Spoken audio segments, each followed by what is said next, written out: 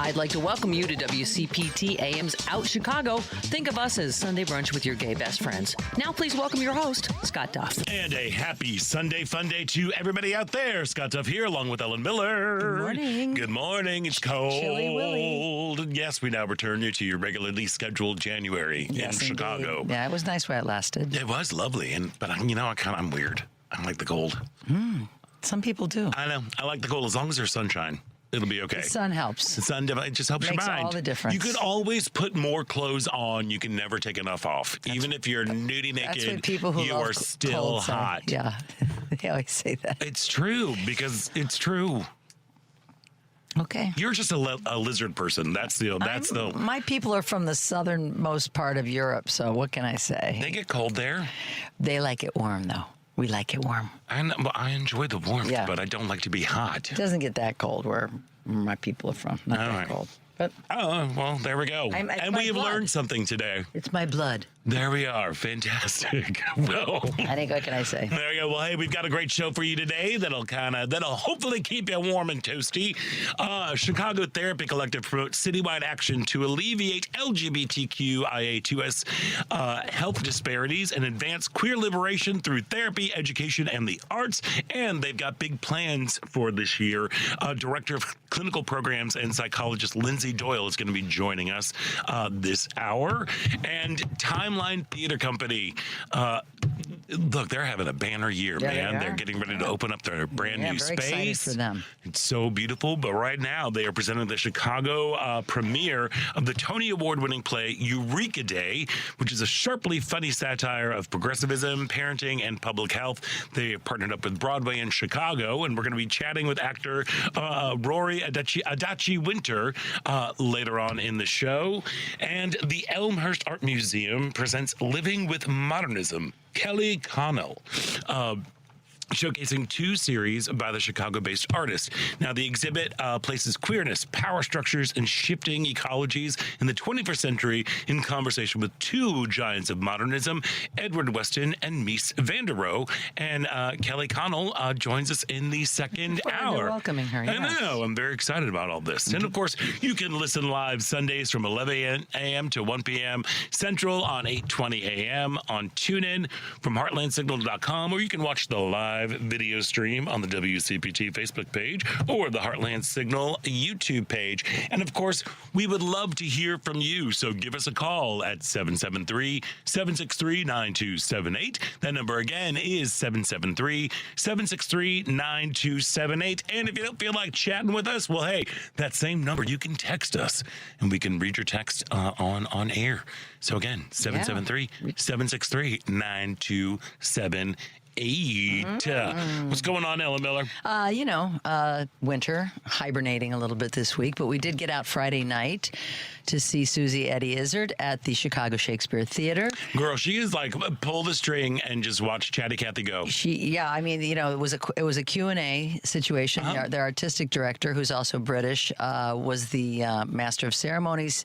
He interviewed him a little bit, asked some questions, and then opened it up to the crowd. But, Scott, my takeaway from both having Susie on with us last week and from spending an hour and a half with her at the Chicago Shakespeare Theater is she shows up. Oh, yeah. She shows up. 100%. She's done the marathon, some 50 marathons, giving millions of dollars to charity. She fights for the Labor Party. She's politically active. She flew here to do this free of charge. I mean, they've had to pay, I'm sure they paid for her flight, but she's not charging any, a fee to do this benefit for Chicago Shakespeare Theater.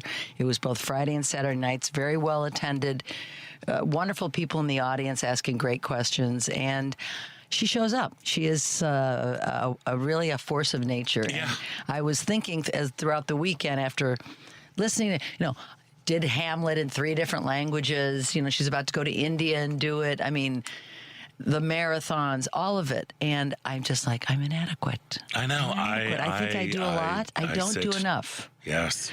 So the takeaway for me, Scott, is show up, do what you can, especially where we are right now, where we are in this world, where we are in this country, in this time. Show up, whether it's going out to the detention center, whether it's giving money, whether it's writing to Congress people, show up, because that's what Eddie Izzard, Susie Izzard does. So that was my takeaway from the weekend. Yeah. Have you gone back and looked at some of her early stand-up stuff? I have not. You take and treat yourself. Okay, I would do that. Treat yourself. I'm all over it. Yes, she's very funny as a stand-up and the stream of conscious kind of thing. Her brain is like she's like moving. savant. Yeah, it is moving at like the speed of light. It totally is. I know. So besides waking up sexy as hell again, what's going on with you? Nothing. I had kind of a chill week. I got to see my sister was in town. I saw that. Lovely. She was hanging out with her grandbaby.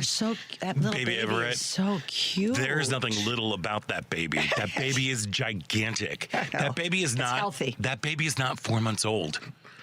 That baby drove their car there. That kid is huge. But that's healthy. That's good. I guess. Yeah. I don't know. Well, no, it's abnormal. I'm telling you. Well, his parents are also very, very tall. Like, Dad is 6'5". That's going to happen. I know, but like after I went out to lunch with them, I got to hang out with, my sister, my favorite person on the planet, and baby Everett, which was really, really great to see him and hang out with him. I had to go to the snack factory, and I was like, at least 4 people came through my line that had 4-month-old babies, and I'm like, oh, that's what they're supposed to look like. This kid is huge. Well, like huge I said, and so cute, not a bad thing. And so cute. Oh, he was very cute. I saw your little photo. I know, just sending pictures to you. I'm like, look, I'm hanging out with these kiddos right here.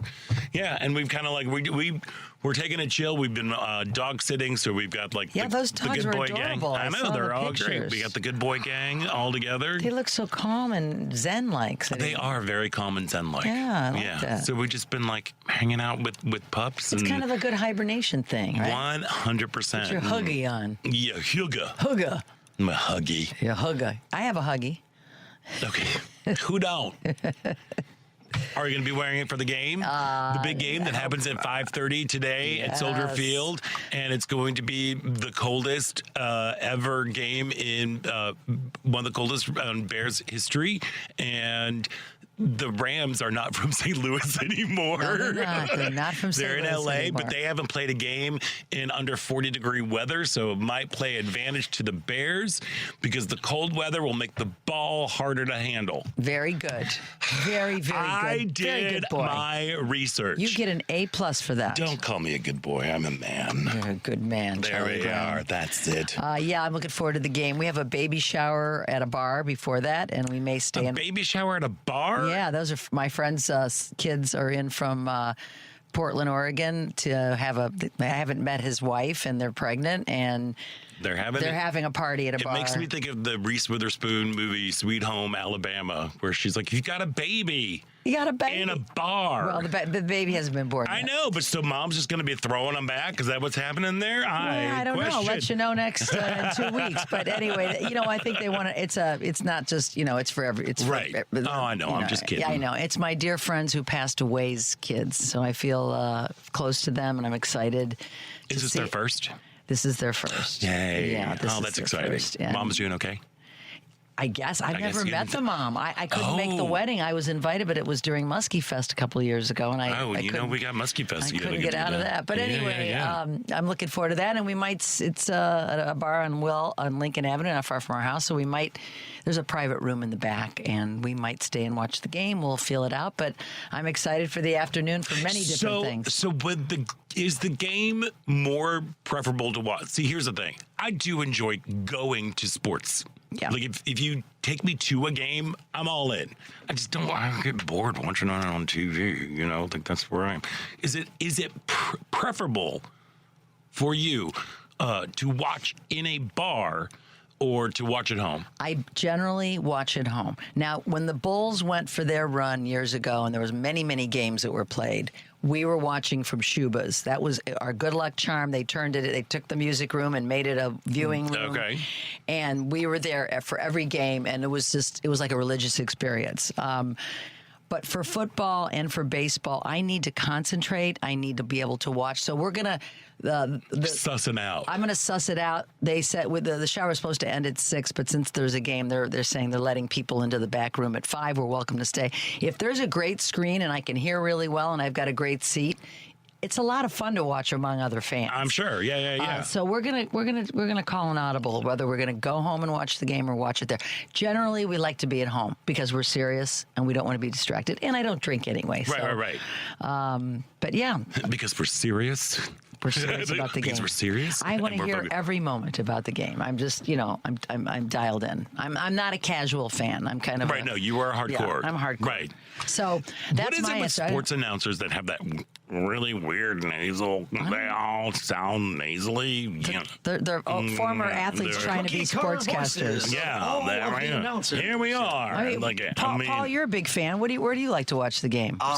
As long as it's with somebody, it doesn't matter if it's home or out. But there's something about the atmosphere when you're amongst fans of the team at a bar. Like Yeah. I watched the Bears Packers at a bar. Yeah. It was a unique experience. And there's like one Packers fan there, so like, it's fun. It's fun when you have like even both teams, but even when it's like somebody to share it with that roots for the team that you're rooting Yeah, for. it's a bad. I mean, So it's about camaraderie. yeah, it is. Yeah. It is fun if you have. Dare I say community? Which is my word for the year. Yes, it is. Look at that. See, you're reaching out. You're creating community, being a part of community. That is part of it. I try. We need all the community we can get right now. Heck So- yeah. Yeah. Oh, speaking of communities, Yeah. there was some sad news this week. yes. Rick Garcia, the longtime Chicago gay activist who played a key role in passing Chicago's human rights ordinance, died on January 12th. He was age 69. He was a central figure in Chicago and Illinois LGBTQ plus civil rights advocacy for decades, helping to build the political infrastructure that led to expanding protections against discrimination at the city, county, and state levels. And he later co-founded Illinois Federation for Human Rights, which is now known as Equality Illinois, which, as we all know, has become a central force in advancing LGBTQ plus civil rights legislation across the state. Big loss for us. Another one that makes you go, "Wow, what have I done lately?" When you look at the accomplishments that a man like Rick Garcia made over the many, many years. And, you can honor people like tomorrow's Martin Luther King Day. You can honor people like Rick Garcia, by doing something you don't normally do, by showing up. Look, you know me, I love the fact that, like, this whole showing up thing. You know what I long to do, what I wish would happen on Martin Luther King Day is that it would be a national day of service. Yes. I think that right there is a big thing, taking the work of Martin Luther King and giving back. I'm sure to the Ding Dong community. will be passing out, meals at a homeless shelter Oh, or something. 100%. Yeah. He'll be passing out meals in Greenland. But he's too busy making his great healthcare plan. It took a long time to type that page and a half. It's great. Yeah, it's great. It's great. going to be great. Just like, here's $2,000. I'm going to give you $2,000 for you to spend on your insurance. This is a man that has no idea what insurance costs. Oh, yeah. He is completely out of touch. We know he's mentally ill at this point, going, he's just like off the rails. $2,000. I was paying, before I had got my Medicare, $1,500 a month. Yeah. Yeah, but 2,000 should be great. Well, it's because you're saving all that money because you're only spending $3.99 a meal. At good old So you could have your piece of Happy Meal. chicken, Yeah. your piece of broccoli, your tortilla, and I don't know, something else. Girl, we're in the upside down. We are in the upside down, and it's. I'm glad we're having the Lindsay on to talk about therapy, because it doesn't matter if you're LGBTQ, if you're straight, whatever you are, we all need a little help right now. Yeah. Because everybody is like, what TF? What is going on? Yeah. This Greenland thing, 70% of the country is not for taking Greenland. Oh, yeah. Okay? Yeah. But Yeah. it does not matter. He has had this in his sights because he's a property guy. I know. It's just so like It makes my skin crawl. it makes the sound you hear most days are the eyes rolling back into my skull. I know. That I'm like, it's just I don't get it. I don't understand. I don't understand how people support him. Clearly, a majority of the country just like, hey, pump the brakes on Greenland. We don't need it. What are you talking about? It's just some weird sort of colonialism sort of thing that he wants to get into. And it's all, again, a big distraction to all of the stuff that's going on here. The Economy, the Epstein files. the awfulness that's happening in Minnesota still. And he wants to gin it up so he can bring in the troops. I mean, it is... that Christy Nome was on this morning on the morning news show. Oh, that I was one. screaming at the TV. Kathy goes, "What's wrong?" I go, "Oh yeah, she's on." Just her answers, they're just, she is a robot. She is inhuman. She is cruel. She's disgusting. She makes my skin crawl. She's just She does horrible. make She's my a skin horrible crawl. human. She's a horrible human. Yes, most of them are. Yeah, he's Yeah. got a real cabal going up. He's got there. a real bunch of lovely folks. Oh, Stephen yeah. Miller. A very. Do you remember like that? Was it the Examiner? There was that tabloid where they had Bat Boy. They found Bat Boy. It was back at like it was the best. I think it was. It's not the National Enquirer, but it was something along like World News. It was some tabloid back in the 80s. Okay. Do you remember like standing in the grocery line? There'd always be people that are like, an alien is blah, blah, blah, all Sure. that sort of stuff. Yeah. But there was one thing about like Bat Boy found in a cave, and it was this like that is Stephen That's Miller. who he is. He is a little Bat Boy. And he's is what been he that is. way. I mentioned on the show, they had clips of him when he was running for student president, and he said, "I'm not going to pick. Why should students pick up their trash? That's what janitors are for." And that Yeah. was one of his platforms, and they literally had to like physically remove him from the Yeah, podium. 'cause, I mean, yeah, he's this guy's gross. been crazy his whole life. But let's elevate him to be in control of our immigration situation. Everybody's just awful. It's awful. something's got to give here, Scott. Something has got to give. Well, to give it's us Congress. Congress needs to step up and do their job. Yeah. How about that? How about every single day somebody coming on and taking him to task? Whether it's Kamala Harris or Tim Walz or Barack Obama, I don't care who it is. Every single day someone needs to be calling this out. Well, hopefully- Besides Heather Cox Richardson, who calls it out, but she's, somebody that's appearing on, I don't know what it's going to take, but we need a constant reminder of how crazy this is from people that are sane. Yeah, well, I mean, I don't know how much Kamala can do, or even President Obama. Or Pete. I mean, somebody's who's got their eye on the presidency in 3 years, and there's more than one Well, somebody. You've got Shapiro in Pennsylvania stepping up. You've got JB, Gavin. of course, like He steps up all the time. Gavin Newsom also stepping up. I want more. I want more. Congress. We need Congress. Congress. Like all this like slush fund situation with happening with the Venezuela oil that he's in charge of. That's not right. It's not right. So many of this stuff that's happening is not right. And actually, that the HRC, the Human Rights Campaign, they put out 2 reports this week. One is called 1 Year In, which is basically a pretty stark assessment of what the first year of Trump's second term has meant to LGBTQ folks. And then there was another one called 1 Year Out, a playbook for the upcoming elections that are happening. We're going to dive into that in the next segment. Yep. So we should probably take a break. But before we go, this part of Out Chicago is brought to you by Team Hochberg. If you are struggling to make your mortgage, auto, and credit card payments, you are not alone and need to call Team Hochberg, your trusted local lender. So during the first quarter of 2025, last year, more than 12% of credit card accounts, approximately 5% of auto loans, and nearly 1% of mortgages were more than 90 days past due, which is the highest in the past 15 years. So if you're having challenges challenges making your payments, the best time to contact Team Hochberg is today, not tomorrow, not next week, and not next year. Call Team Hochberg now, 855-563-2843 for a free consultation with an experienced Team Hochberg mortgage professional.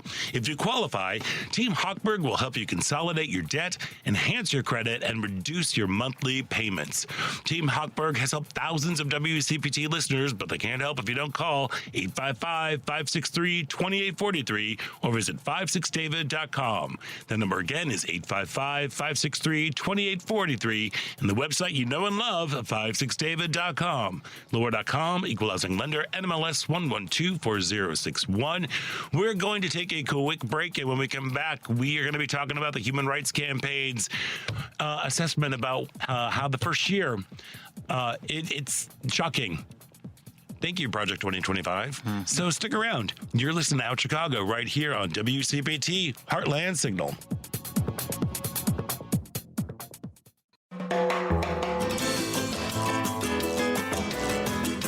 Hey, this is Mark Patton, and I'm from Scream Queen, My Nightmare on Elm Street, and you're listening to Out Chicago. And welcome back to Out Chicago. Scott Duff here, along with Ellen Miller, just rolling along. I want to thank folks who have been texting us on the text lines at 773-763-9278 for clearing up some very valuable information. Yes, Bat Boy was from the Weekly World News. The Weekly World News. Was that a publication? I'm not familiar with it. Oh my gosh, really? I used to actually, I would take it out and I would cut it up and tape it to paper to make stationery out of it. Like make Xerox copies of like the eagle swoops in and steals Chihuahua. But so it spoke to you. It spoke to me, yes, because it was just so crazy. And they also had the Clintons meeting space aliens with really bad costumes that you could see their panty lines. Thank you, Weekly World News, and thank you for. I don't think I was paying attention to that years. Well, oh man, to that.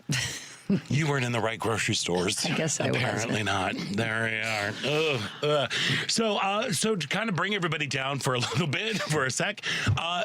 So the Human Rights Campaign, they're the good folks that are out there fighting for LGBTQ equality nationwide. They put out 2 reports this week, and one of them was about the first year of Ding Dong's second term and what it has meant to LGBTQ Americans. It's called 1 Year In. And Kelly Robinson, president of the HRC, she wrote, quote, Project 2025 wasn't innovation, it was amplification. The attacks that used to come from state houses now come from the White House, backed by the full power of the federal government. The result is devastating. Funding for LGBTQ health research slashed. Protections we fought for decades to secure ripped away. But here's what makes me angry. They don't even want you to know how bad it is. The CDC has stopped collecting data on LGBTQ plus Americans. The Census Bureau has stopped counting us. The Department of Labor has stopped tracking us. Now think about that. They are erasing us from the record, not because we don't exist, but because they don't want any evidence of what they're doing to us. If they don't count the harm, they don't have to answer for it. Well, we will refuse to be erased, and we refused to be silent. Amen. That is from Kelly Robinson, president of the HRC. There were a couple of different things. They were focused on visibility, healthcare, economic prosperity, and financial security and affordability. That's kind of what they were looking at on the whole thing. And it's crazy. Almost 50% of LGBTQ folks have reported being less out in certain situations, whether it be at work or out in public or whatever. Over 50%. Think about that. That's huge. It's horrible. It's going backwards. That is huge. I mean, things are. It's just cuckoo bananas. So the Trump administration. They threaten to outdo the progress we've made by erasing all of us from federal policy and American history, which is so important as to why we have like Owen Keenan, who was on the show a couple of weeks ago, talking about giving an oral history. That's why like Windy City Times is still out there moving forward and telling our stories and telling, putting queer folks at the fore. We have to keep telling our stories, and visibility is, again, a very, very huge thing. I remember when I was coming up in the 90s, that was a huge part of our of civil rights, of our fight for equality. Yeah. You know, it was just being out and visible, showing everybody that we're everywhere, and we are everywhere. But again, like, outness is fading. Nearly half of LGBTQ adults report being less out somewhere in their lives over the past 12 months. We're talking about, like, at workplaces, with healthcare, and with public spaces. Visibility is slipping. More than half of LGBTQ plus adults report being less visible than a year ago. And 40% of LGBTQ parents with school-age children report being less visible at schools, which is the highest of all measured environment. Like, it is just, this is what the real effects of erasure is a tool of authoritarian government. Yeah, I know. And whether you're a brown or black person, whether you're a gay person, let's face it, the message, subliminal or not, is erasure, is get rid of them. You know, I heard there was a counter protest to the protesters, so people that were pro-Trump. We are being replaced. This guy was on a bullhorn sort of thing. And where are you talking about, in Minnesota? in Minnesota, yeah, and there were more counter protesters to these counter protesters. I mean, they're counter to them, but I see the sign, and it's like. Well, it takes us back to Virginia. Charlottesville. You know, when the replacement. Yes, theory. Exactly. And it is nothing but white grievance. They want to erase people that are not like them. It's just plain and simple. When you've got masked men with weapons of war pulling innocent people out of their cars, shooting innocent people in their vans as they're pulling away, it's just frightening. It's on everybody's mind. We're trying not to dwell on it, but it's in our faces because we care. Because who wants to see an America that looks like what we've been seeing these last weeks and months in our country at the hands of ICE? And I'm like, I had this fantasy this morning. I'm like, what can we do? What kind of mass protest? A day of not going to school, not going to work? I mean, what would it take? That's what they're planning in Minnesota, I believe. They're planning on doing a big day strike. I mean, we need to strike. We need to do something that's so huge, because a friend of mine, Dave Miller, he's an activist. He was at the Broadview Detention Center yesterday. With, I saw those maybe 100 people there, whatever. I'm like, thank you for going. Thank you for showing up. But that's not going to do it. We need a mass movement in this country now that is going to send a message to these Congress people who are sitting on their hands and say, this is too much. It's beyond the pale. No, I agree. 100%. I don't know, but there's a part of me thinking, like, okay, so what does a massive day of, like, not buying anything or not going to work, whatever, what does that do? I don't know. I'm willing to find out, because I just don't know. We can't accept this. We don't want riots in the streets, because we know they'll do what they're doing in Iran. It's just, the man makes us all crazy. He's defending their right to protest in Iran and killing and shooting and maiming and arresting people that are protesting here. Mm-hmm. Yeah. Yeah. I mean, it's the upside down. It is totally the upside down that's happening. Yeah. Do any callers have thoughts on this? What are your thoughts? What can we do if you're feeling helpless, if you want to show up? I know. We should probably open the phone lines, Paul. So, the only ththing that we need to do is we got to get Congress to get off their butts and do stuff. That's the big thing. We also have to get, elected officials in there. We got to change things up that are happening here. I know. There's just so much that is happening and that is going. And you keep hearing these people saying, Republicans, quietly agree. Quietly? What the heck's wrong with you? You are supposed to be the voice of the people. You quietly agree with the Democrats on a lot of things about Trump because he's so crazy. Well, you're spineless if you quietly agree. They are 100% and aren't spineless. Loudly disagreeing. Mm-hmm. Yeah. continue. We've gone away from the HRC, so I'll let you keep going. Keep going. Yeah. I echo your sentiments about Congress, and we know that a lot of them know they are so concerned with their own power and their own success, and not the success of this country and democracy. And that's the part that I don't understand. Why there's who wants to be powerful in this world? I guess that's the only way you're going to survive is what it seems like, because you have this weird economy that is happening. Middle class and poor folks are going down while the rich keep getting richer. That is definitely happening. That K sort of recovery from the pandemic that we're still dealing with right now. I don't understand how people who have family and friends who are part of the queer community who can stand for the erasure of us. Of all of us, about how I don't know if that's blinders or if it's just sheer will. They just don't want to acknowledge it. They don't want to acknowledge how awful everybody has it right now. And how everybody is being torn apart. We've got a secret police. That's what ICE is.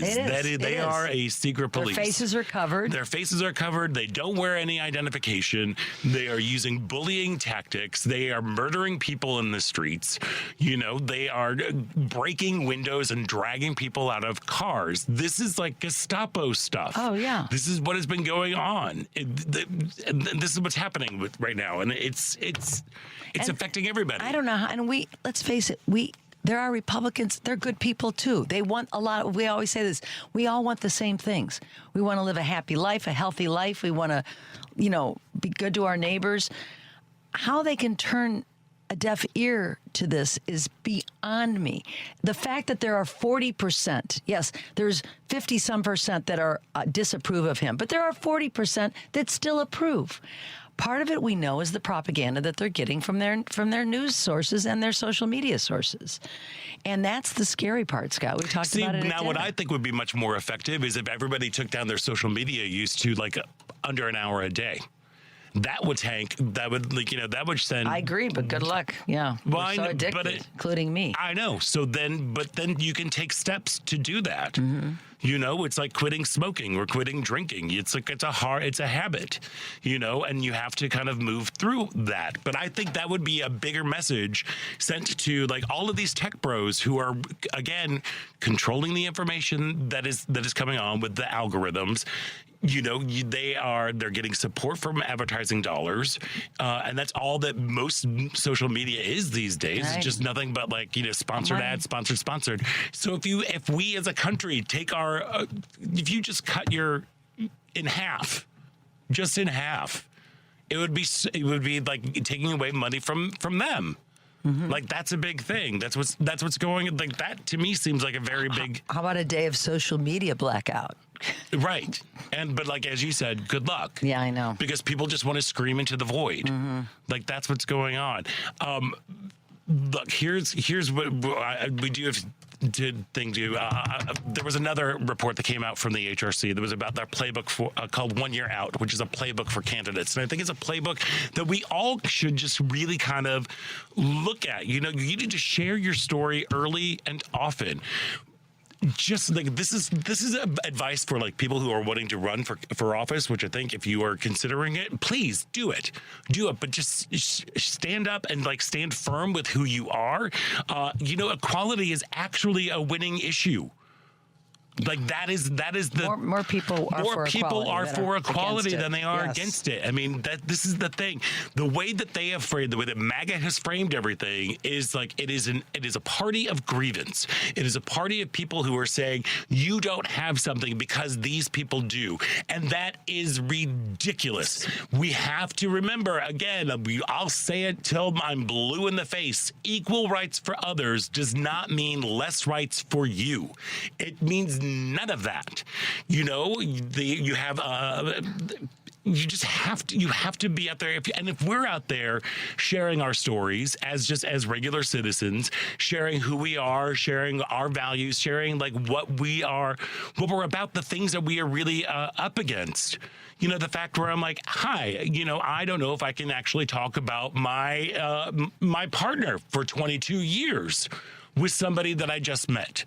I don't know if that's okay. Like, that is a big thing. And I will always be vocal about who I am as a part of the LGBTQ community.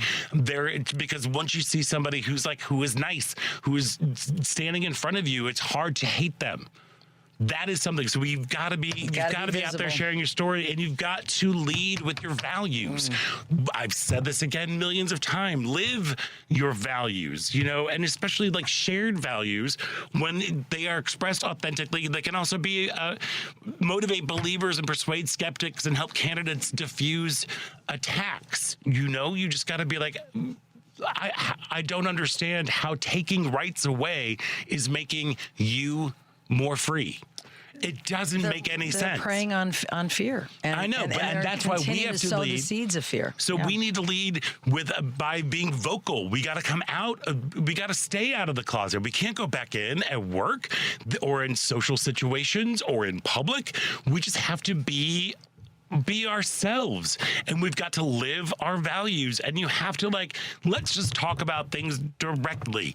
There are so many anti-equality candidates. They often are talking about equal rights as special rights. We all know there is no such thing as special rights.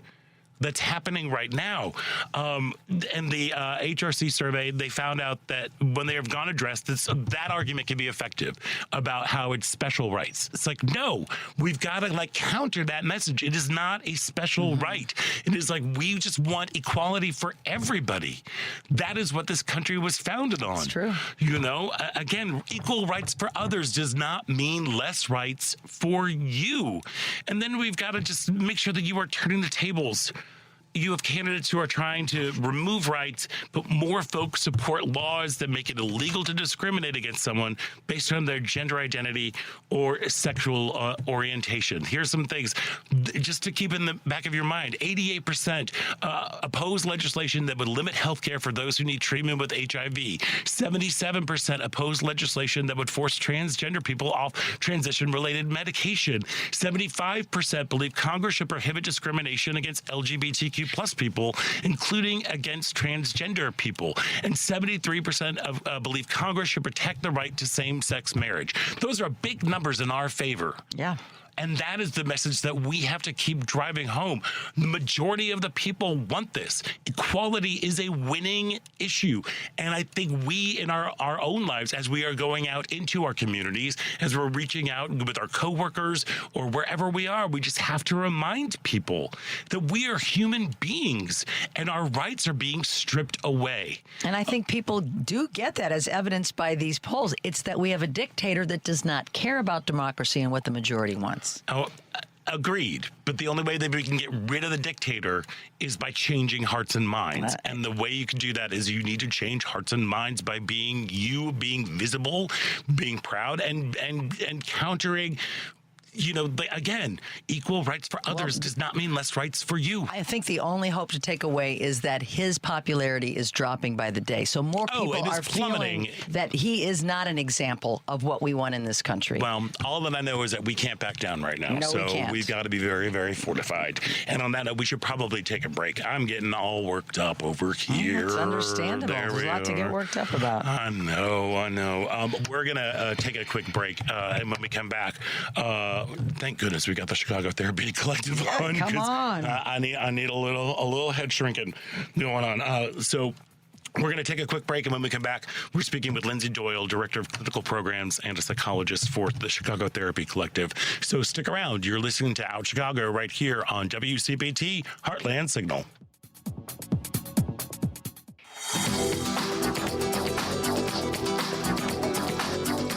Hey everybody, everybody. This is Tanya Richard from Tanya's Take, Race Culture and the Culture of Race, and you are listening to Out Chicago, WCPT. And welcome back to Out Chicago. Scott Duff here, along with Ellen Miller, rolling along on a chilly January day. Hey, Monday on Choose Views, Richard Chu is actually going to be off for the Martin Luther King holiday. He'll be back Tuesday with guest Malcolm Kenyatta, Pennsylvania State Representative and Vice Chair of the Democratic National Committee, former Republican Congressman turned Democratic pundit and podcaster Joe Walsh, and Democratic candidate for Congress Jeff Cohen. That's Choose Views weekdays from 6 to 8 a.m. Central on WCPT, 820 a.m., the Heartland Signal website, TuneIn, YouTube, and Facebook. So that's what's happening tomorrow, but what's happening right now, the Chicago Therapy Collective promotes a citywide action to alleviate LGBTQIA2S health disparities and advance queer liberation through therapy, education, and the arts. And they have got big plans coming up for this year. Joining us now is Director of Clinical Programs and Psychologist Lindsay Doyle. Lindsay, welcome to the show.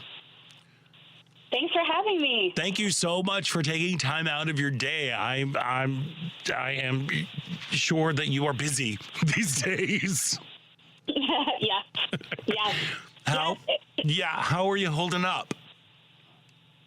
You know, we are just trying to kind of stay with and meet the moment. And while, the mental health system continues to be crunched, stressed, challenged, specifically for our queer LGBT community members, we are just meeting the moment by doubling down. Yeah, and thank you for that, for showing up. It's amazing.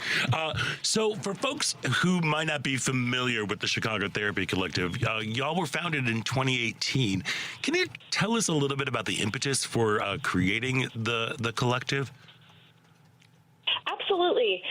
We are all therapists, community mental health workers, community workers, organizers of some sort, and artists, and really recognizing that when you tune in and really listen and connect at a lot of different levels in a lot of different ways to the needs of the community, we were recognizing gaps, whether that's through direct mental health, but also awareness, opportunity for jobs. I think we've probably been most known at different points in time for our Hire Trans Now work, which is kind of flipping the script, and instead of saying, hey, it's on you to improve your skills and get yourself that job, holding employers accountable and supporting them in their ability to actually bring in and hire trans, hire queer.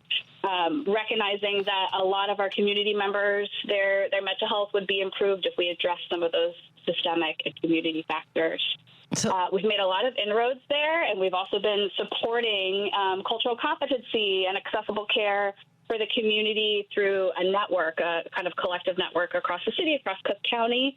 And as we are facing changes in the landscape and need, we have recognized that it is time for us to grow our in-house mental health therapy offerings directly, because we really need to focus on issues of access. Is there a common thread in some of the challenges that you're seeing from people right now, or is it all over the board? I would say generally it's all over the board. I think I was listening to the show beforehand, right?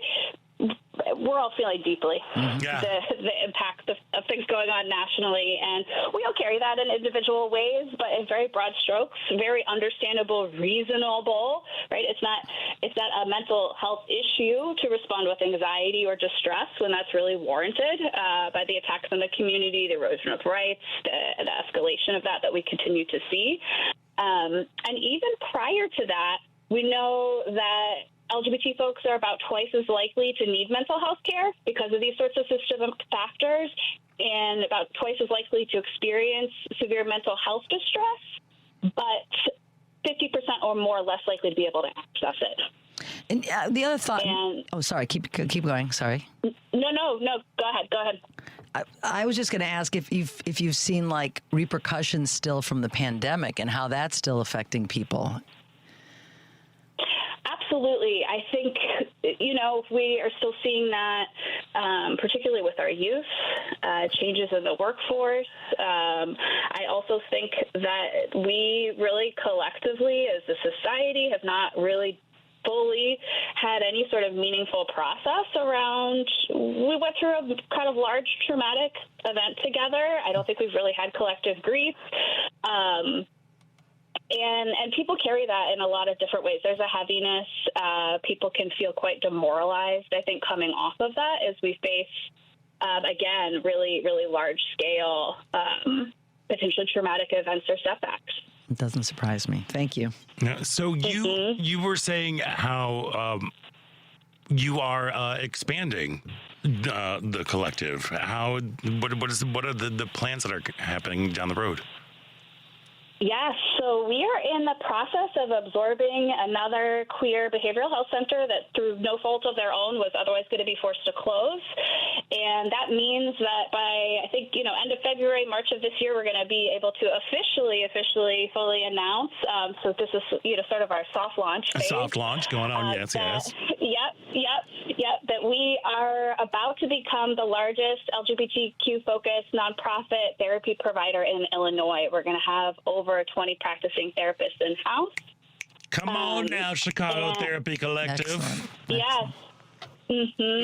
I love that. Yeah, we're all about, we want to make sure that we want to close the LGBT mental health gap is really what we're about. We want therapy to be available to, every person at every level of need, regardless of their ability to pay. We think that these days we've all made lots of collective, really important inroads on awareness around mental health needs, whether we're talking about within the community or beyond. And now we're really doubling down and focusing on issues of access. Have you been relying on any federal funds? Because I know a lot of social services here in Illinois are really hurting right now because of a lot of the cuts. Has that affected you at all? We have been really strategic with our growth around recognizing that was probably not a safe thing for us to be relying on in any way, shape, or form right now. So we have strategically not positioned ourselves where we're relying really on direct federal dollars. That said, we certainly have funding through the state and state partners. And we'll see how that continues to go.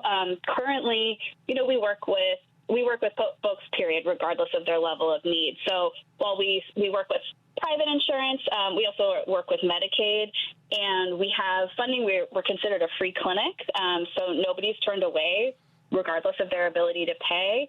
And we feel really grateful and for our support from foundations and just kind of day-to-day donors. $25 with our model covers a session of therapy. $100 covers a full month of therapy within our model with our kind of mixed funder base.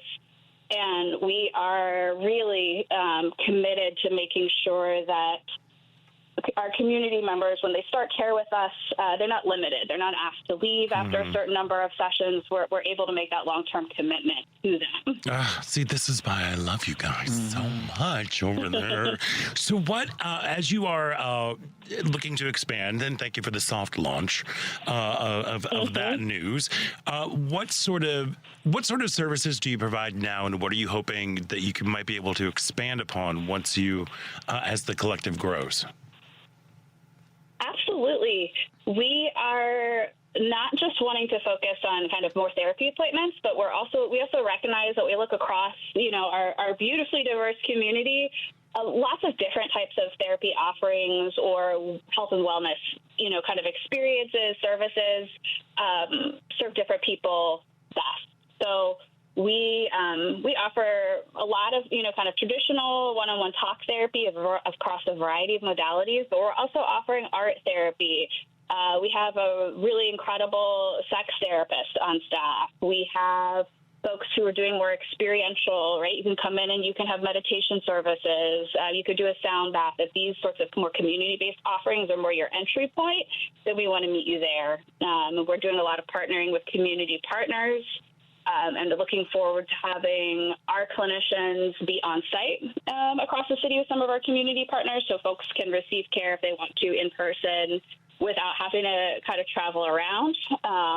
We're also accessible through telehealth, which means we are increasingly getting a lot of interest across downstate folks where access issues are particularly intense. I think something that I don't know if folks realize, but Illinois in general has a behavioral health provider shortage. We have about one therapist for every 450 residents across the state. Oof.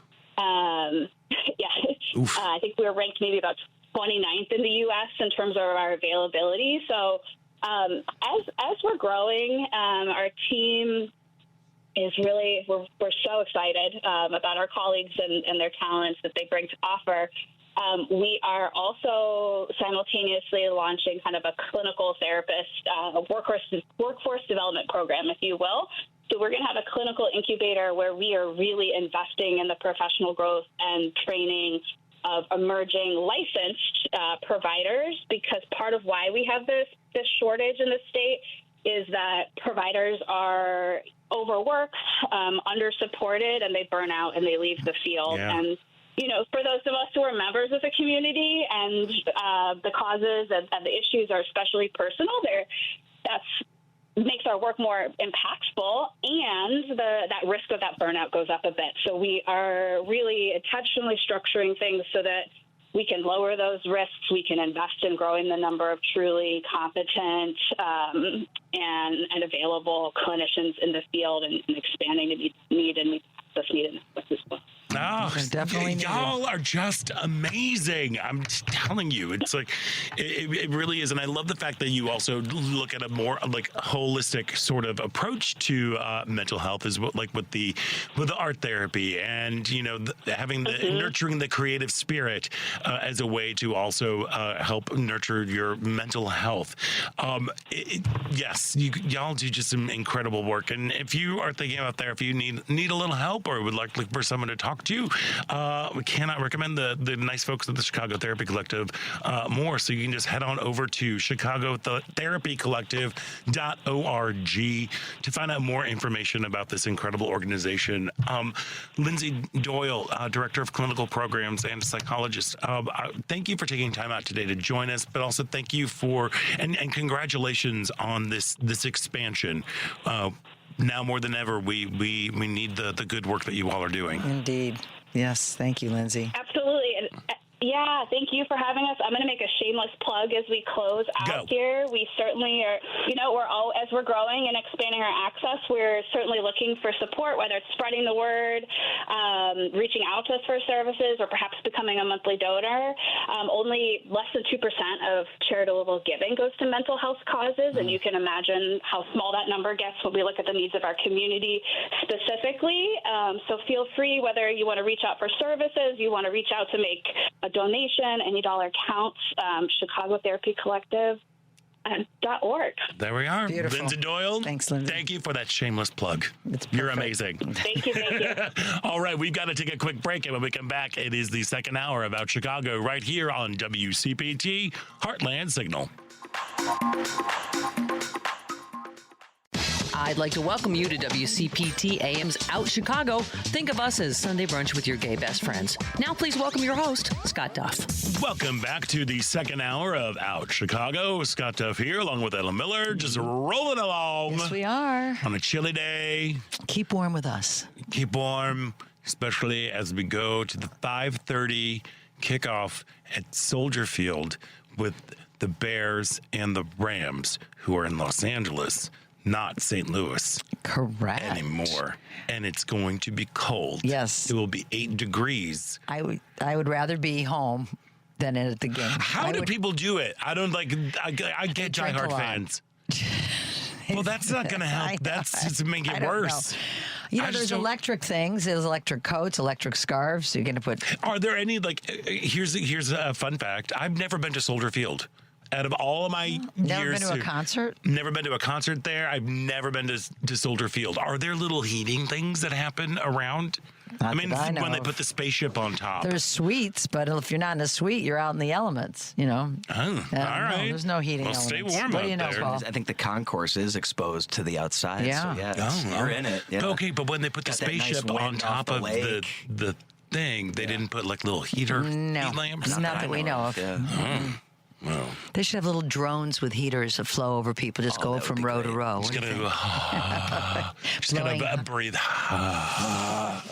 There'll be somebody with their shirt off. You can be Of sure. course, I know, Yeah. and they're probably from Wisconsin. It drives me crazy when it's this cold and people are out there like in wearing their little shorts out there. They're and, drinking like, lots of courage, that's for sure. no. Anyway, we've got a great second hour lined up for you. A little bit later on this hour, we're going to be speaking with photographer Kelly Connell. Her work she's getting an exhibit at the Elmhurst Art Museum called Living with Modernism. We're going to be chatting with her a little bit later on, but right now I'm very excited. Timeline Theater Company. Girl, what a great company. They've been around for 30 some years. Long time. A long time. They are finally getting a brand new space that's going to be opening up in Uptown. But right now, they are presenting the Chicago premiere of the Tony Award-winning play Eureka Day, which is a sharply funny satire of progressivism, parenting, and public health, and tackles one of the defining questions of our time. How do you build consensus when no one can agree on the truth? Interesting. Sounds timely. And joining us now is one of the fabulously talented members of the ensemble cast, Aurora Adachi Winter. Aurora, welcome to the show. Hello. Thank you so much for having me. And thank you for taking time out to join us, because I know you are in previews right now. How have they been going? Oh, they've been so good. You know, this is the kind of play that really thrives with an audience. I mean, like all live theater, the audience is your final cast member, and this one, we really needed them, so it was just wonderful going into previews. And yes, we've got another preview, 2 previews today. Come on. There we go. So the play, Eureka Day, takes place at an ultra-progressive school in Berkeley. What's going on at Eureka Day School? Yes, so the play centers around the executive committee of the school. It's made up mostly of parents and then the head of the school, and they only make decisions by consensus. And when there is then a mumps outbreak at the school, at a place where half of the parents vaccinate and half of the parents do not, it becomes a conversation of how do we move forward, how do we make everyone happy, and how do we protect our children. Well, if you could solve that, you'd be solving a lot of things in this country. It's heady stuff. Yep. It really is. And I mean, I don't want to give anything away, but how do you make everyone happy, you know? Yeah. My guess is you don't. So Don't give it away, Scott. Well, I mean, come on. It's like consensus is really hard, especially when you're dealing with, Yeah. people in their If this was easy, everyone would do it. Why, thank you so much for that, Aurora. So what is the character? Who do you play in Eureka Day? The Timeline Theater Company is now presenting the Chicago premiere with Broadway in Chicago. Yes. I play Meiko. She is a Berkeley native. She's a single mom. Her daughter, Olivia, attends the school a day. She's figuring out a lot. She's specifically written as half Japanese, which I happen to be as well. And she's also exploring the world of polyamory, which, it's a fun one. Oh, wow. That is, wow. There's a little left way field kind of coming in there, like, oh, okay. I'm sitting here listening to this because the play is still in previews. It hasn't opened quite yet, and I'm very excited to see it. I am feeling all of these very sort of triggered sort of emotions. I used to be a teacher at a private school in Memphis, and oh wow, yeah, and just kind of hearing like how this Eureka Day School operates and how vastly different it was from my experience. But it's also just kind of like, oh, the parents, and it's a private school and all of this sort of stuff. What was your rehearsal process like? I mean, you were under the brilliant directorial eye of Lillian. Yeah. Yes, Lillian this is my second time working with her. I'm so thankful and grateful to her. She is just a wonderful, brilliant director. And I think what she did so well was she and Timeline just got all of the right people into that room, because this is a play that it's funny. It's a satire. It's a comedy. I mean, the audiences during previews have just been laughing nonstop, especially during one particular scene that's about halfway through the show. It deals with very serious subject matter, and it can be a room that can feel like you're walking on eggshells a lot of the time. I think what Lil did so brilliantly was just create a really safe, open space. We've had really personal conversations in the room, and I think that created a base for us to be able to tell this story with authenticity and honesty, and also the ability to take risks and know that no one is perfect and we're going to make mistakes, but no matter what, before we go on stage, every show, the cast all says to one another, I've got you, I've got your back, and we're going to do this. Did this role click with you right away, or was there some moment that it all kind of made sense when you were in rehearsal? It definitely took some time. Meiko doesn't talk the most in the play, which personally I'm thankful for. This is one of the most difficult scripts I have ever had to memorize. And Rebecca Ward and Gabrielle Lott, who are really in the most of the dialogue, I am just in awe of their memories right now.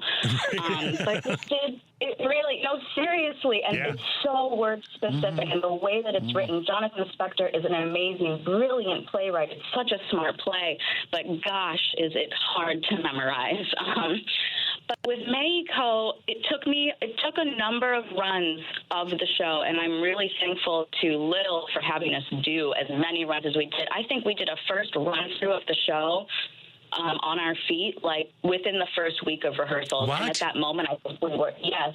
And I think we were all like, oh my goodness. Wow. I think we all said it was like holding on to the back of a train is how it felt. And now we're all at least, okay, I think we all have all of our feet and our limbs are on the train now, and it's still going very fast. Right. We're keeping up.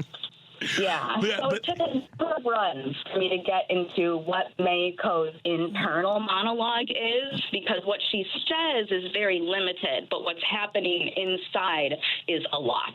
Got it. Okay, makes sense. Look, and this is why I love previews as an actor. It's so great because you, like you said, the audience is the last character, and hearing what lands, what doesn't land, and just kind of figuring out the whole beast of the play, because it sounds like Eureka Day is a very challenging script, as you just said, just with words, but having this luxury of being able to, like, all right, let's all go out there as an ensemble. One of my favorite things on the planet, which is just such a Chicago theater thing too. It's like, it is the ensemble, and being able to go out there and, like, all right, let's go out there and figure this out together and how we can move. Has the play how has the play changed since you've started previews? I would say technically, like blocking wise and intention wise, I don't think it's changed too much. I think we've definitely added a lot of small nuance to it. And we've all been talking about how I don't think that we will get to the end of this run, whenever that is, and I don't think we will have mined everything that we possibly could from the script, because there is just so much. And it's such, again, I'm going to say again, it's such a well-written script that it allows you to just discover everything in the moment, and that's how it becomes authentic. And you just never know what it is that's going to come to you on that particular day on stage. But as long as you remain in, like, the world of the play and who you are and the thing that you want, it's going to work, and it's going to push that story forward. Has it evolved as far as certain scenes? Have they changed much since you began rehearsing? Let me think. I mean, I think we all got in there. After the first read-through, I really could see what the play was going to be, and that was such a gift. obviously things have changed. I think our most challenging aspect were the costumes, because we had 7 scenes and they all take place on different days. And when we are not on stage, we are furiously changing our clothes. I think my quickest one is 12 seconds. Oh my gosh. Oh my gosh. Those are my Yeah. favorite. So But don't you kind of love that too? Yeah, and I'm so thankful for our wardrobe crew backstage. They just have their whole run sheet of everything that goes on, that comes off, where it needs to go, where it travels. It takes so many people to make this play happen. Oh my gosh. Yeah. Oh, see, I want to be in a play again. I love And it. you should. I know, but I didn't know that you were an actor. yeah, Absolutely. yeah, it's been a hot second. I'm so glad that Chicago's getting a crack at this show, because I think, you're right that Chicago's a very ensemble-based community and city, and I think that is bringing so much strength and depth and honesty to our show. Because we get it. We as Chicago theater folk, we understand like what it means to be an ensemble, to be a part of something bigger. My question for you, because I have not read Eureka Day. I know very little about it. But what makes the script so challenging? Is it the language? Is it far too is it casual as well as being have these big lofty ideas? It's very train of thought. Like, no one has thought about what they're saying beforehand. So the script itself has a lot of ums and that's, and you never really know, okay, does the that go here? Does the that go there? It could go many places and the sentence would still make sense, but you need to get it right. And it's just so how people talk, like exactly how I'm talking right now. It's not the most perfectly written sentence, but it's how actual human beings these days talk and communicate. Right. So it's hyper naturalistic, and you're like making discoveries in the moment. And of course, when that sounds super duper easy, it is also very, very specific. You're like, oh wait, no, that should have come after this word as opposed to before that. Yeah, I totally get it.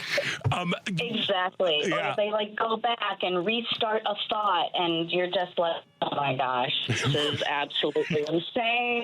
But I think props to our whole cast, because I think we're killing it. I think we're doing a great job. Do you ever look back on like the first production was done in Berkeley, I understand, in 2018 at the Aurora Theater Company, and then it was done off Broadway, and then in London, and then on Broadway in 2024.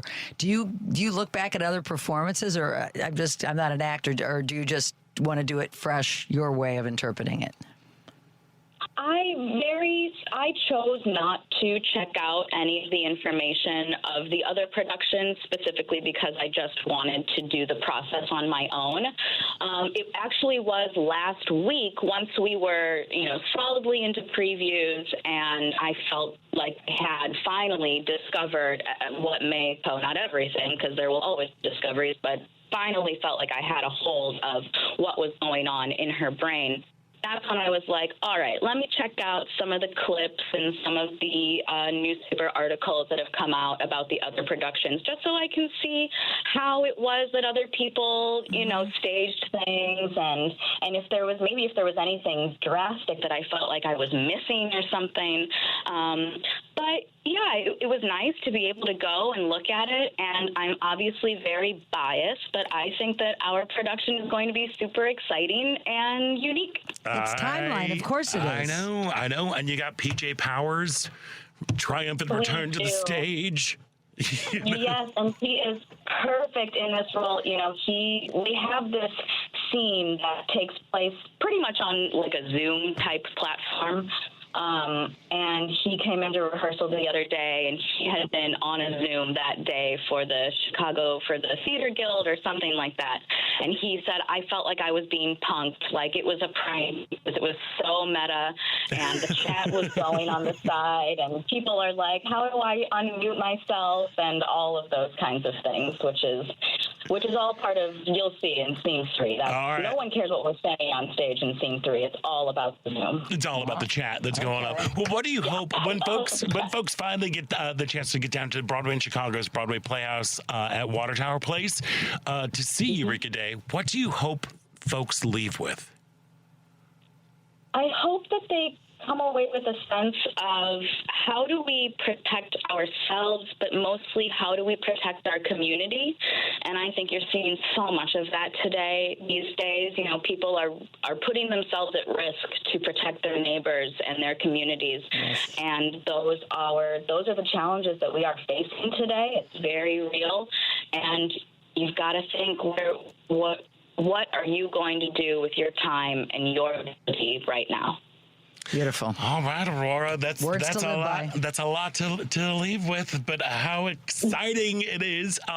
So if you make sure you get your way down to Timeline Theater Company's Chicago premiere of Eureka Day, it is now playing through February 22nd at Broadway in Chicago's Broadway Playhouse at Water Tower Place. For tickets and info, you can head to BroadwayInChicago.com. Aurora Adachi Winter, thank you so much for taking time out. I know, especially on a two-doche.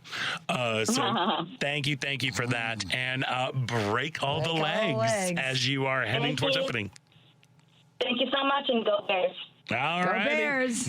and go Bears. She's a true Chicagoan, aren't you? There you go. Yes, you are. Oh yeah, I went to Walter Payton College Prep. I've got all the sweetness gear. Oh, I love it. All right, bring us good luck today. Thanks. Have great shows today. And again, the show is Eureka Day, presented by Timeline Theater Company with Broadway in Chicago. It is at the Broadway Playhouse at Water Tower Place. Head to BroadwayInChicago.com. Aurora Dachi Winter, have a great day. Thank you. All righty, we've got to take a quick break, and when we come back, we are speaking with photographer Kelly Connell, who's got a new exhibit in the Elmhurst Art Museum, so stick around. You're listening to Out Chicago right here on WCPT Heartland Signal.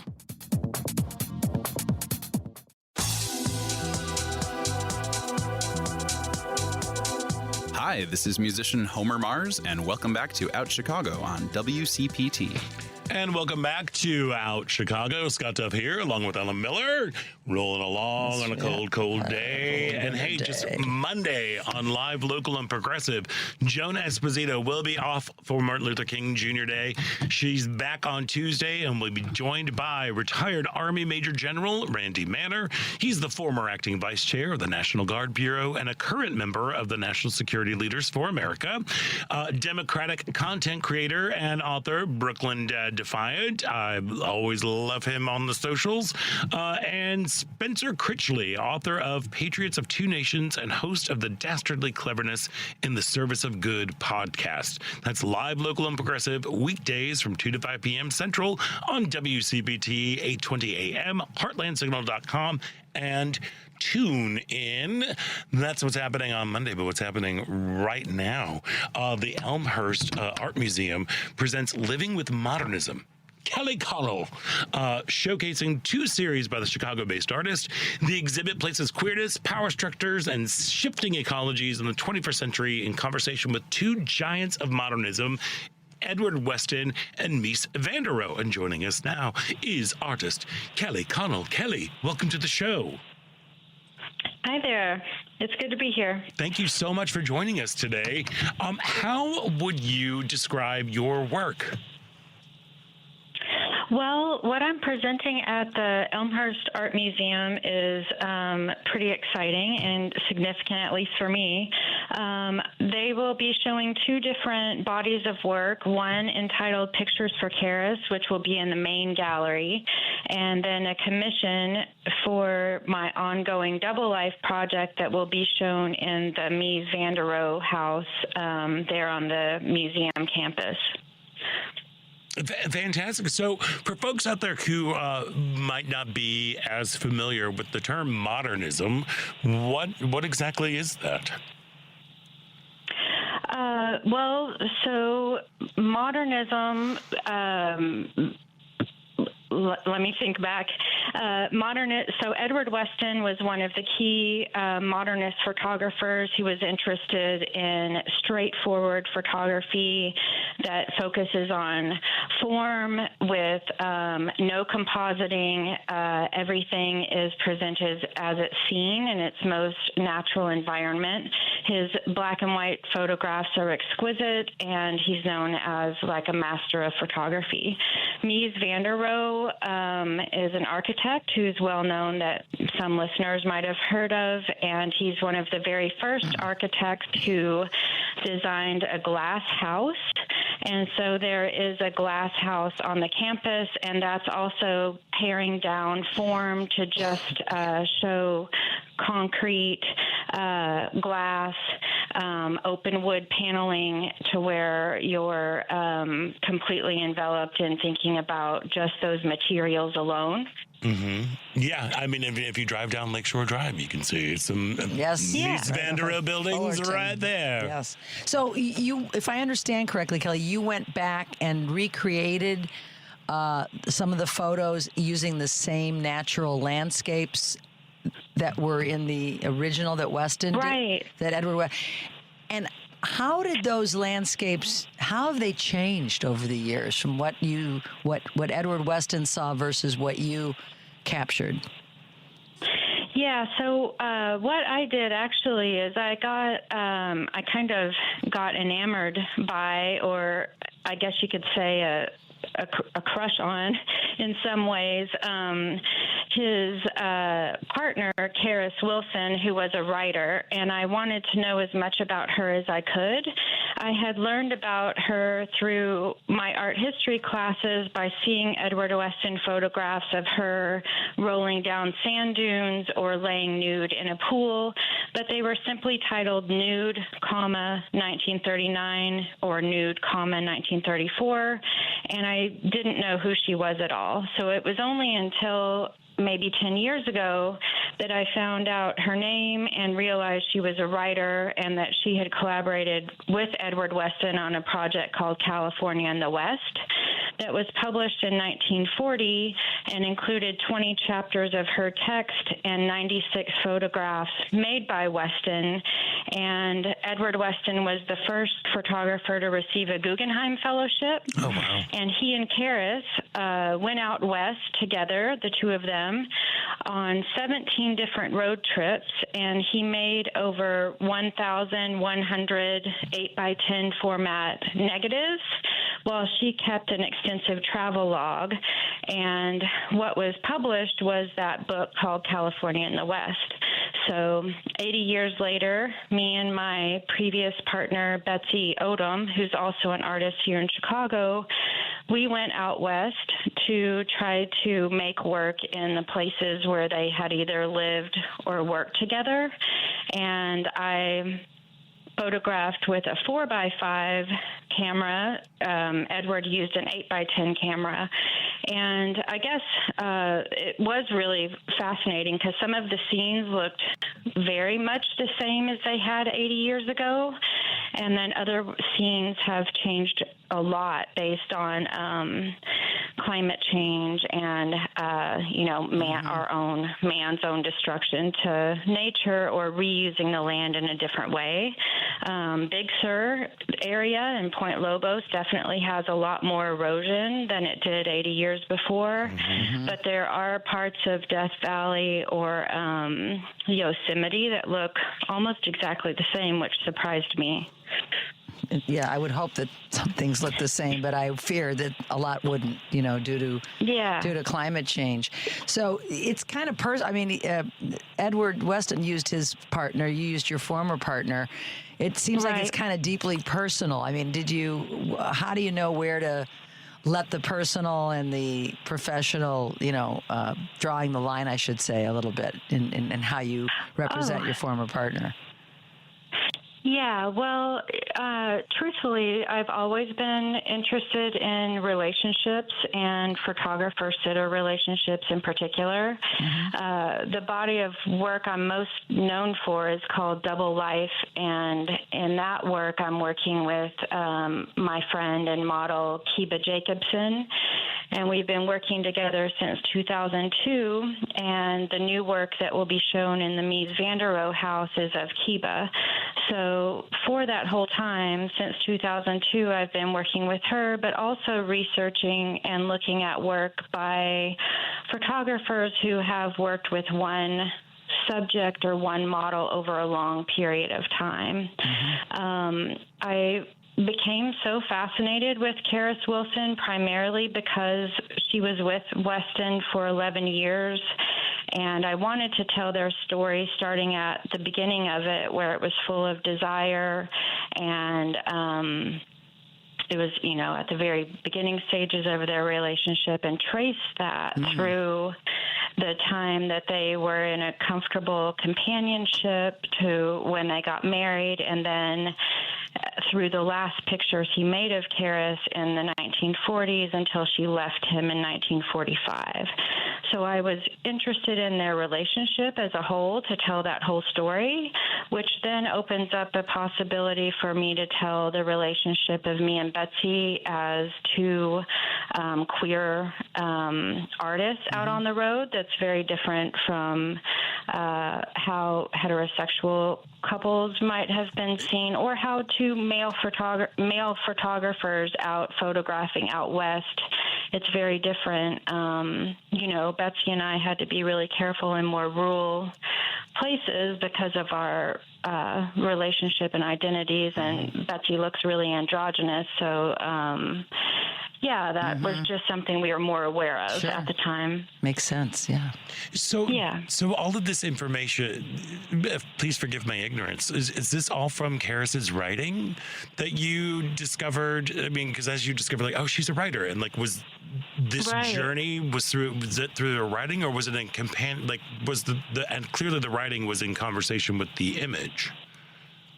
Yeah, so what happened was I read her writing as I was looking at, Weston's photographs, which truthfully, from the beginning, I wasn't a huge Edward Weston fan because I had seen his images in books, and the reproductions weren't as gorgeous as they are in real life. Once I saw real Edward Westons in person, I liked them, so much better. They became much more poetic, but Karis as a writer was just very frank and hilarious and engaging, and it made me want to learn more about her. And I found out that her dad was a famous writer in Carmel. His name was H.L.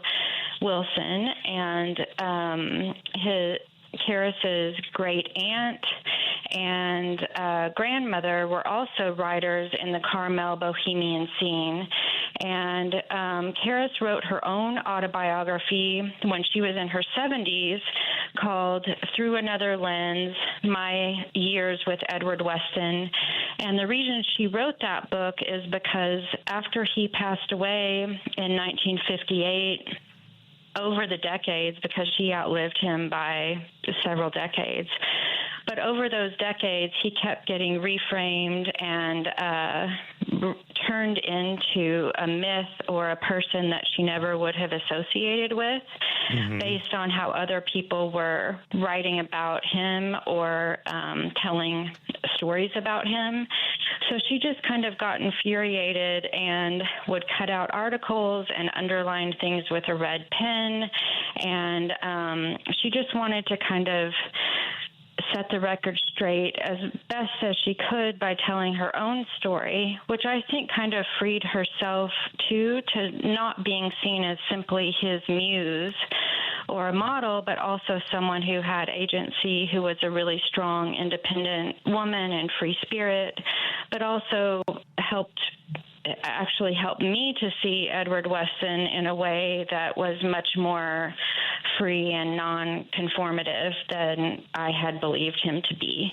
So that's the kind of surprise. So my work is at the Elmhurst Art Museum is 45 large-scale photographs that you'll see on the walls, and then 48 of Edward Weston's images that are shown in vitrines in the center of the gallery. But then I published a book called Pictures for Karis in 2024 that's 20 chapters of text that I wrote that also includes writing by Karis Wilson and pictures by Weston and myself. So you can read more in that book too if viewers are interested. Yeah. So how do pictures of Karis and the other exhibit, Double Life, how do those two have a conversation with one another? Yeah, that's a great question. So one exciting thing about the new commission for the Mies van der Rohe House, Allison Peters Quinn, the curator at the Elmhurst Art Museum, asked if I wanted to do a commission for the Mies House with my friend Kiba Jacobson, who's the model for Double Life. And I was thinking, well, what could we do that was a little bit different than the normal way that we work? And I was very much interested in the architecture of that house. And I did research and learned that the woman who had lived in the house at the time is Isabella Gardner, who was married to Robert McCormick, who owned the house. They were, husband, wife. They lived there together. And Isabella Gardner is a poet who had published 2 books while she lived in the glass house. And she also was an editor for Poetry Magazine, which is based here in Chicago as well.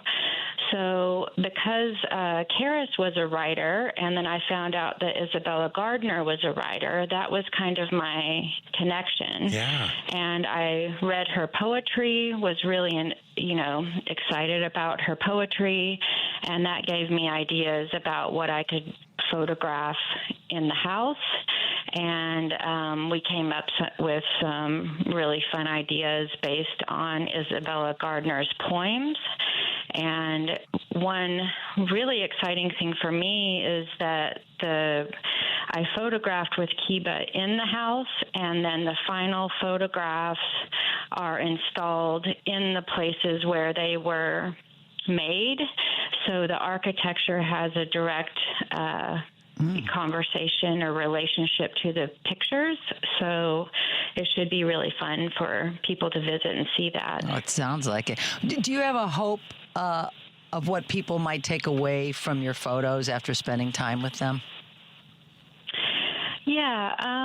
Well, I think in general, my work is really empathetic and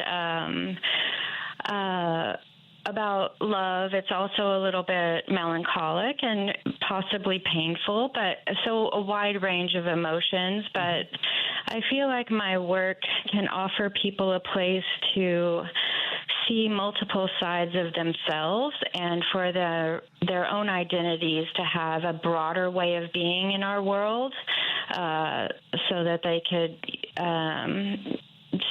hopefully women can feel like they could show a more masculine side of themselves if they want, or men could show more sensitive sides to themselves, but all of us are afforded a broader way of being. As far as the new commission for the Mies van der Rohe House, what I hope is that people learn more about the woman who lived in the house, not just thinking about Mies van der Rohe, this great modernist architect, or Edward Weston, this great modernist photographer, but really think about the women in their lives who were also independent and strong and creative and made great work themselves. Yeah, about the people who inhabit the spaces as opposed to just the space itself. Yes. Yeah, well, it sounds like it's going to be quite the exciting exhibit that's going to be out at the Elmhurst Art Museum. Living with Modernism, Kelly Connell, opens January 24th and will be on display at the Elmhurst Art Museum through April 26th.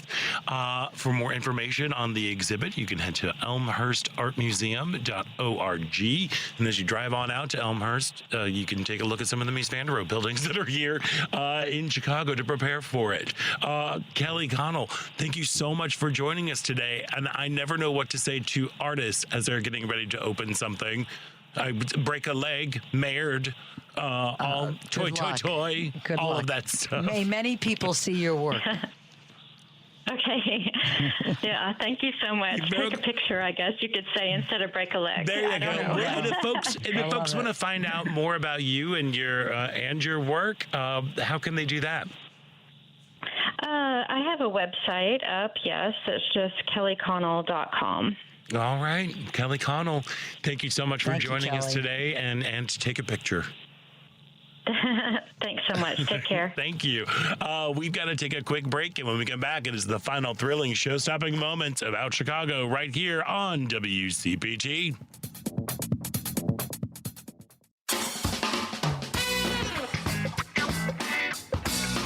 Hey, this is Kathy Richardson, America's sweetheart from Jefferson Starship, and you're listening to Out Chicago.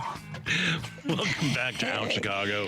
Always cracks me up. Yes, she does. America's Sweetheart worked on a video over the weekend. Some of you might have seen it. I saw it on Jimmy Kimmel last week.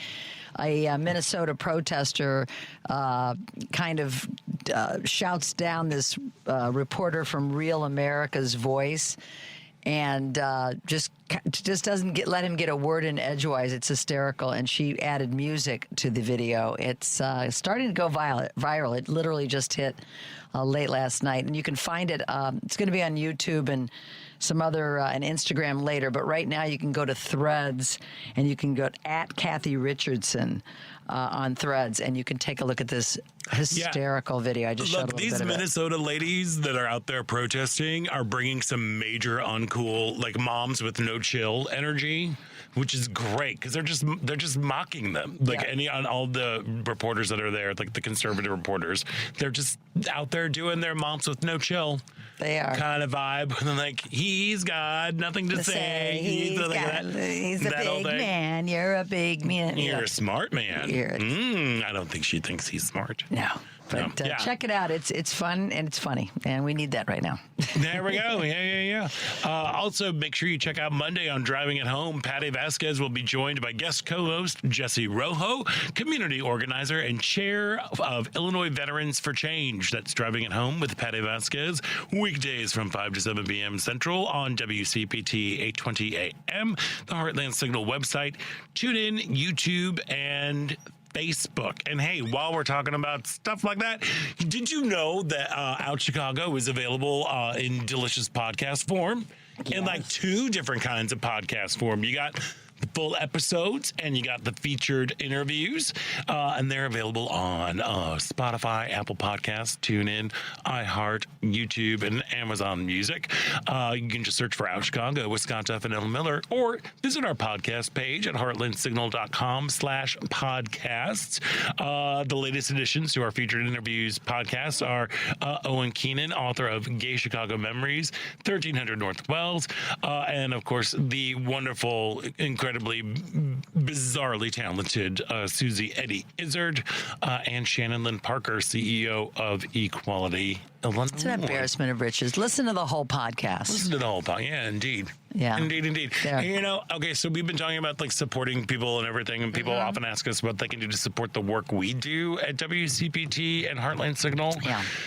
All right, so as always, the best way is to support our sponsors and to tell them you appreciate them advertising with us. But if you're on Facebook, there's another way. You can now subscribe to the WCPT 820 and Heartland Signal Facebook pages. A subscription is just 99 cents a month. We will have some special offers for subscribers coming up soon. So visit us, WCPT 820, Chicago's Progressive Talk, and Heartland Signal on Facebook, and hit that subscribe button. It's that easy, and it's only 99 cents. I know. A month. I know. $12 a year. What's that? Come on. To support our voices here on WCPT. Yeah, all of the voices. Especially as we're heading into an election year. We are in an election year. Yes, we are. And that's going on. We just got to make sure that we keep on having our voices heard. Yep. We are. Like we said with the HRC. I'm telling you that going back to we started off the show. There were the Human Rights Campaign that released 2 different reports that came out this year. One is called what is the exact words? 1 year in, and it really takes a very unflinching look at what the first year of the second term of Ding Dong is doing with LGBTQ folks. I think it's important for people to read it. You can go to the Human Rights Campaign and they will hrc.org, and you can go and you can download the whole playbook. I guess is not the playbook, the report of what's going on there, and you can actually see the numbers and the data of how our community has been affected and continues to be affected with this, especially when it comes to healthcare, when it comes to people making money, because a lot of companies have gotten rid of their diversity, equity, and inclusion components. So a lot of people have lost jobs or they're been fired, and all sorts of stuff like that is actually affecting our communities here. So I highly recommend reading it just so you can kind of see what is going on. But also make sure you stick around and read 1 Year Out, which is their other report that they published, which is all about how we are moving forward into this year of elections and where we need to be focusing our attention and what we can do just in like our daily lives. We may not be running for office. Right. We may not be running, for any sort of big thing, but we can make a difference within our communities by being visible. I'm still shocked that about 50% of people are in the LGBTQ community have reported that they are less out than they usually are. It's sad and shocking. I mean, it's like I said earlier, it's going backwards, which no one wants to go backwards. Right. We fought so hard to get where we are. I'm sure a lot of that is in areas, outside of big cities. I mean, we in Chicago are still, staying the course. Our governor, our local legislators, we are keeping Chicago an equal rights center for the country, and we always have been. We've been a leader in that in Illinois. So, but thanks to Rick Garcia. Yes, thanks to people like Rick Garcia. But there are places, in Illinois and all over the country that don't feel the safety of a big city and the love of a big city. I'm seeing more trans people than ever in Chicago in my daily life. Yep. And that's reassuring. But there are other parts of the country that are probably not seeing an uptick in people being their authentic selves. And I can't imagine why. No, I can. And so it's important to show up for yourselves, for your fellow. If you're an ally listening to this show, and we have a lot of allies that listen to our show, get out there, show up in any way you can to let people know that we are not accepting what's going on at the top in this country right now. We are not accepting it. We will not go backwards. Yep. No, we won't. But unfortunately, we are right now. That's the part that's just still kind of. It's just flabbergasting to me. The fact that people are being driven back into the closet, the fact that people are being fired, the fact that we had the opportunity multiple times to pass the Equality Act, which would guarantee just the same rights. The fact that it's so hard under even Democratic administrations. It's been, why? Why is it so hard to want equality for everybody? It's because of the Republicans in Congress. Yes. That's what's going on. That we've not had a stronghold on both houses when this has been presented. Yeah, that's right. And that's the truth. And we need people to be out and proud and loud more than ever. Yeah. It seems like they're good at obstructing, but they don't do anything constructive. Yeah, well, again, they are very good at telling people what they stand against. Yeah. They don't say what they're standing for. Like, it doesn't make any sense. Nothing makes sense. I'll say it again. Equal rights for others does not mean less rights for you. Gotta it keep just doesn't. Hammering that home, because it seems like something that should be very simple to understand as a good human, as an American, as someone that believes in democracy. It's so patriotic, equal rights for all. Yeah, well, What it doesn't take away from they think it infringes on their, but they tell because they're told lies that their son's going to go to school a boy and come back a girl. They're told lies like that. And they're just dumb. They're dumb. The truth has been scarce among a whole group of people when they listen to and watch certain forms of propaganda that they enjoy, that they think that's the real, we talked about it, we touched on it. Finding the truth today. How do we put that genie back? You can't. You can't put the toothpaste back in the tube. You can't put the genie back in the bottle. There's a lot going on right now. And I will say it again, the future is analog. I strongly encourage people to limit their social media consumption right now. I really think that if we want to make a big impact, get people to just drop their social media usage just in half. Just in half. We all get little screen time updates that come in on Sunday and everything. You take that moment and be like, oh, okay, I'm spending how much? You also be shocked at how much time you are spending a day staring at your phone. Yeah. And it's like we watch a TV show and the minute the commercial comes on, Kathy and I both pick our phones up. Right.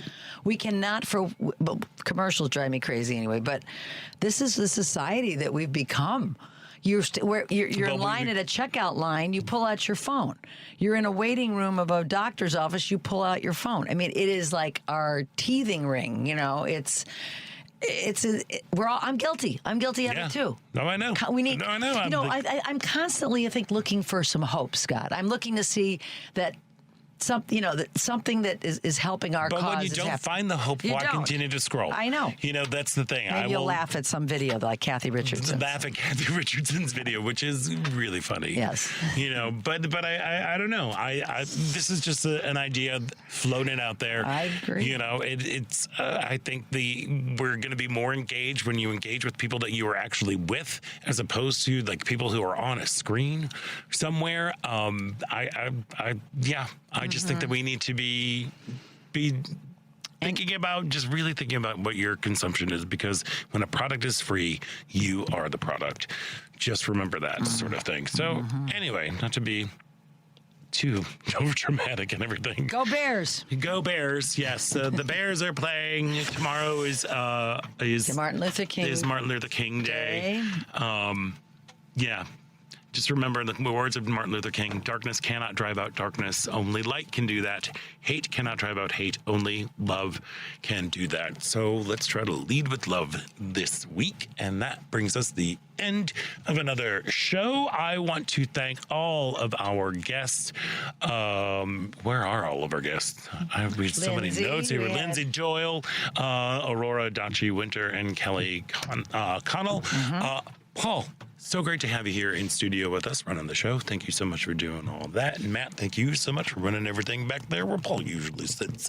Ellen Miller, you're going to be off next week. I am going on the legendary Rhythm and Blues cruise next weekend. I will be off for a week. I'll be back on February 1st. Is that the day? Is that Sunday? I think it's the second, I think. The second. Yeah. I don't know the date. It's the first February week. 1st, I believe. Okay, great. Yes. Well, as long as we're accurate on that date as opposed to the first Sunday in February, we'll be seeing you then. I'll see you Enjoy your time away. We will miss you. Tanya Richard will be She'll do here. a great job as always, She I know. will. She will. And I'm Scott Duff. And until next week, stay proud.